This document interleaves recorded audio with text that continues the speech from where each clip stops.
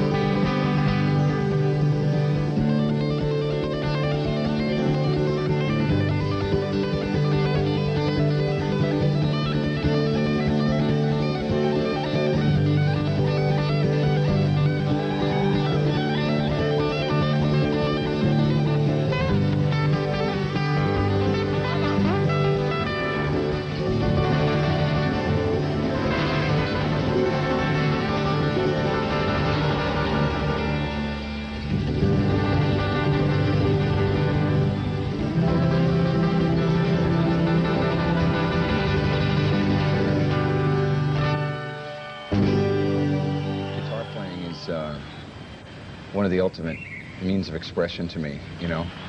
Even though I've been known to talk a lot, I say a lot more when I play guitar, and I feel the most when I play that style of music.